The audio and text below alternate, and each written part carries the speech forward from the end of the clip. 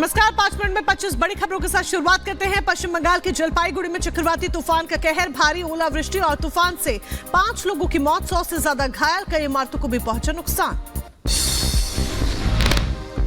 PM Modi ने जलपाईगुड़ी और मेनागुड़ी इलाकों में तूफान से प्रभावित लोगों के प्रति जाहिर की संवेदना, मृतकों के परिजनों के प्रति संवेदना। पीएम ने अधिकारियों को मदद पहुंचाने के दिए निर्देश। असम के गुवाहाटी में तूफान और भारी बारिश के बाद बिगड़े हालात, अंतर्राष्ट्रीय हवाई अड्डे पर कामकाज में भी आई बाधा। पश्चिम बंगाल के जलपाईगुड़ी में बारिश और ओलावृष्टि की वजह से कई इलाकों में नुकसान, हालात को देखते हुए स्थानीय प्रशासन हुआ अलर्ट। प्रधानमंत्री नरेंद्र मोदी का आज महाराष्ट्र दौरा, मुंबई में आरबीआई के कार्यक्रम में पीएम लेंगे हिस्सा। 2 महीनों में चौथी बार महाराष्ट्र जाएंगे पीएम मोदी। आज खत्म हो रही है केजरीवाल की रिमांड, अरविंद केजरीवाल को ईडी आज करेगी कोर्ट में पेश। सुबह 11:30 बजे होगी पेशी। घोषणा पत्र के लिए आज से बीजेपी का मंथन शुरू। घोषणा पत्र में शामिल रहने वाले मुद्दों को लेकर होगी चर्चा। हर वर्ग को साधने की पार्टी करेगी कोशिश। मुख्तार अंसारी के परिजनों से आईएमआईएम अध्यक्ष असदुद्दीन ओवैसी ने की मुलाकात। परिजनों के साथ मुलाकात की तस्वीरें सामने आई। सांसद अफजाल अंसारी और परिवार से भी संवेदना व्यक्त की।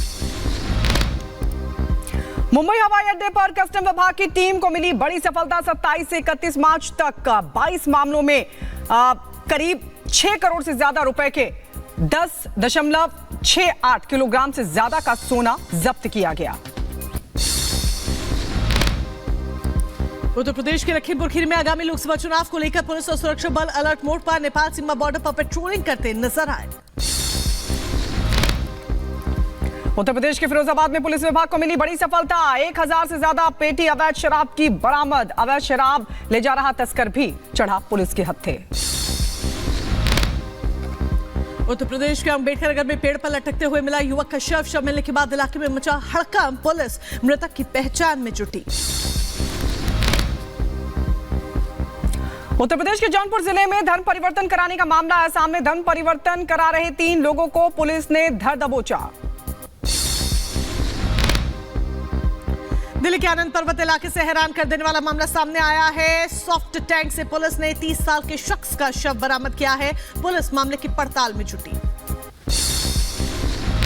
उत्तर प्रदेश के बदायूं में 500 ग्राम अफीम के साथ एक आरोपी हुआ गिरफ्तार। पकड़ी गई अफीम की कीमत 1.5 लाख रुपए से ज्यादा आंकी गई। पुलिस आरोपी से कर रही पूछताछ। उत्तर प्रदेश के अलीगढ़ में पेट्रोल पंप पर दबंग युवकों ने साधु के साथ मारपीट की है। मारपीट का वीडियो सोशल मीडिया पर हुआ वायरल। उत्तर प्रदेश के बुलंदशहर पुलिस ने अवैध तमंचा फैक्ट्री पर छापेमारी की। 2 दर्जन तमंचे और कारतूस पुलिस ने किए बरामद। आरोपियों की भी पुलिस ने की धरपकड़। उत्तर प्रदेश के देवरिया में 2 थर्मिनल से टैंकर आपस में भिड़ गए हैं। टैंकर ड्राइवर को चोट आई है। उत्तर प्रदेश के कुशीनगर में तेज रफ्तार एम्बुलेंस ने सड़क पर टहल रही महिलाओं को रौंदा। मौके पर 2 महिलाओं की मौत, 2 महिलाएं और एक बच्चा गंभीर रूप से जख्मी। असम के गुवाहाटी में तूफान और भारी बारिश के बाद बिगड़े हालात, अंतर्राष्ट्रीय हवाई अड्डे पर भी पानी भरा। असम के जोरहाट में तूफान का असर, भारी बारिश से उड़ानें हुई प्रभावित।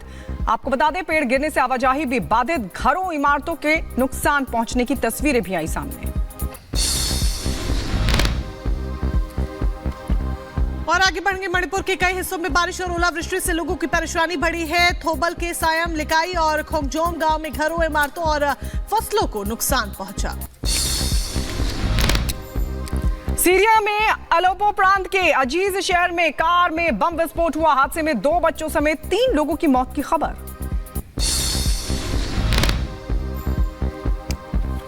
गाजा पट्टी में इजरायली सेना का ऑपरेशन जारी। इजरायली सेना ने गाजा पट्टी में सैन्य अभियानों का वीडियो जारी किया। भीषण गर्मी की वजह से दक्षिणी अफ्रीका के जिम्बाब्वे में सूखे के कारण लगभग 20 मिलियन लोगों को भूख का करना पड़ रहा है सामना।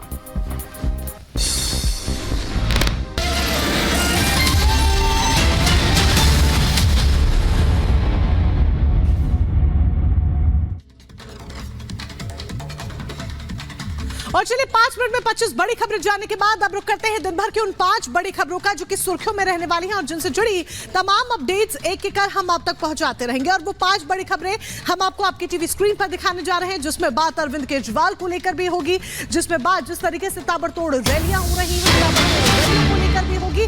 लेकिन इन सबसे पहले इस वक्त की एक बड़ी खबर आपको बता दें, केजरीवाल की आज कोर्ट में पेशी है। अरविंद केजरीवाल की आज कोर्ट में पेशी है। दरअसल 10 दिनों की ईडी रिमांड अरविंद केजरीवाल की खत्म हो रही है। ऐसे में ईडी के बाद सीबीआई का भी शिकंजा कस सकता है, क्योंकि सीबीआई माना जा रहा है कि रिमांड मांगेगी अरविंद केजरीवाल की। 10 दिनों की ईडी रिमांड खत्म हो रही है, यानी जाहिर सी बात है अरविंद केजरीवाल की अभी जो मुश्किलें हैं वो कम होने का नाम नहीं ले रही हैं, क्योंकि सीबीआई भी कस्टडी मांग सकती है। इसके साथ ही आपको यह भी बता दें कि कविता की जमानत याचिका पर भी राउस एवेन्यू कोर्ट में सुनवाई आज ही होनी है। अरविंद केजरीवाल का जब हम जिक्र कर रहे हैं तो 11:30 बजे करीब पेशी अरविंद केजरीवाल की होनी है। कथित शराब घोटाले मामले में दिल्ली के मुख्यमंत्री अरविंद केजरीवाल बुरी तरीके से फंस चुके हैं। तमाम आरोप अरविंद केजरीवाल पर भी है। ऐसे में ईडी की कस्टडी में अरविंद केजरीवाल तमाम सवालों का सामना कर रहे हैं और ईडी एक एक कर उनसे सारे राज उगलवाना चाहती है। तो जहां आज अरविंद केजरीवाल की रिमांड खत्म हो रही है, तो वहीं के कविता, वो भी शराब घोटाला मामले में गिरफ्तार हुई हैं। आज उनको लेकर भी राउस एवेन्यू कोर्ट में सुनवाई होगी। आपको बता दें 11 बजे, आज सुबह 11 बजे अभिषेक मनु सिंघवी के कविता की तरफ से रखेंगे कोर्ट में दलील। ये बड़ी जानकारी आपको दे दें, बड़ी खबर के कविता की जमानत अर्जी पर आज सुनवाई होनी है। राउस एवेन्यू कोर्ट में होगी सुनवाई। सुबह 11 बजे दलील रखेंगे अभिषेक मनु सिंघवी। जमानत अर्जी को लेकर राउस एवेन्यू कोर्ट में आज होनी है सुनवाई। सुबह 11 बजे दलील देंगे अभिषेक मनु सिंघवी।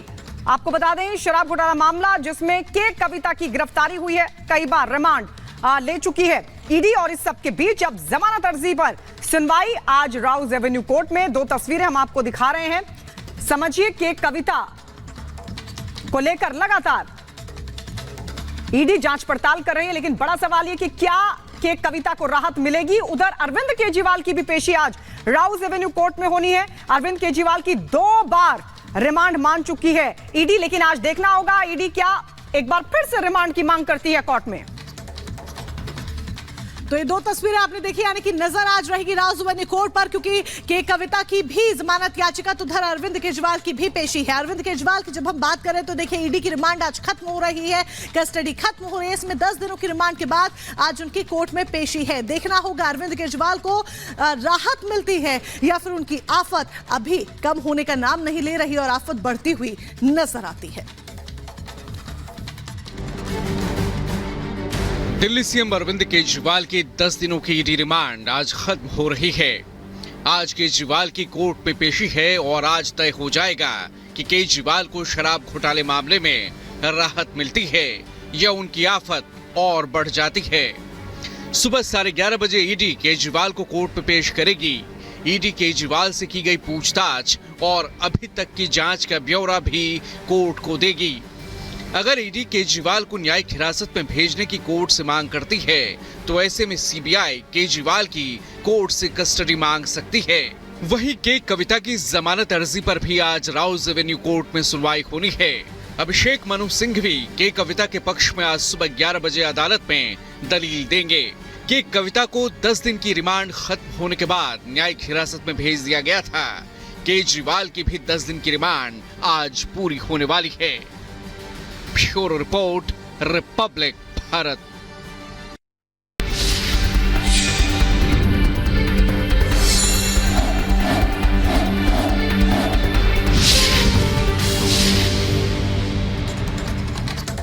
तो जहां एक तरफ अरविंद केजरीवाल की आज कोर्ट में पेशी होनी है, तो वहीं कल इंडी गठबंधन हेमंत सोरेन की गिरफ्तारी और अरविंद केजरीवाल की गिरफ्तारी के खिलाफ एकजुट हुए एक मंच पर नजर आए इंडी गठबंधन के नेता और केंद्र सरकार पर जमकर निशाना साधा। इसी बीच आपको बता दें कि हेमंत सोरेन की पत्नी और अरविंद केजरीवाल की पत्नी की भी इसी के साथ सियासत में एंट्री हुई। रिपोर्ट आपको दिखाते हैं।